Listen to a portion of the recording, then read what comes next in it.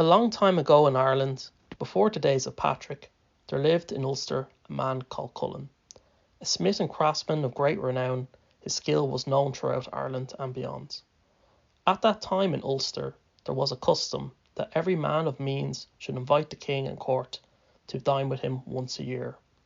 Cullen, being a man of duty and honour, wished to uphold this tradition, but he did not own enough land to feed the king's entire household. For this reason, he sent word to the king to only bring a select number of guests. And the king, Cruthair, not wishing to embarrass one of his subjects, agreed. Before setting out to Cullen's, Cruthair, king of Ulster, watched a group of youths playing a game of hurling, and saw to his amazement that one boy was playing on his own against a team of 150. No matter what the other boys did, they could not catch him or steal the slitter from him. Again and again he struck the ball into the opposition's goal, and soon stole the ball again once the game recommenced. Cruthair's heart was gladdened to know that his kingdom was blessed with a youth as skilled as this. He asked after the boy's name and was told that it was Setanta. The king asked to speak to Setanta and told him to join him for dinner at Cullen's. Setanta was pleased to be offered such an honour by the king, but wished to finish his hurling match first. He asked King Cruthair to go ahead and that he would follow the king to Cullen's after the match was over. The king agreed. Cruthair and a small number of his most trusted men set out and soon arrived at Cullen's Rath. Fresh rushes had been lain on the floor, and the hall was overflowing with meat and ale. The king took his place at the head of the table.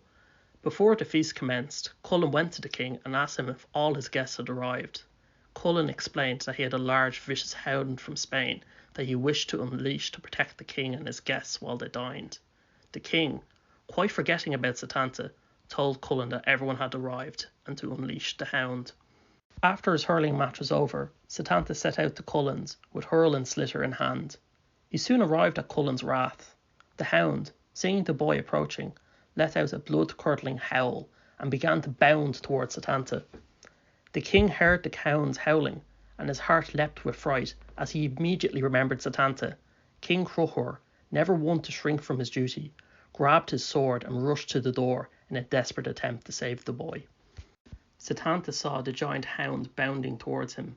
The beast's giant mouth was wide open, showing his razor-sharp teeth, the size of short swords.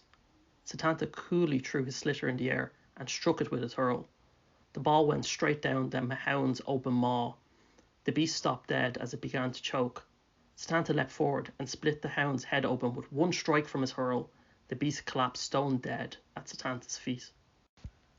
As the king burst out of the door, he was shocked to see that it was the hound that lay dead, and not Setanta.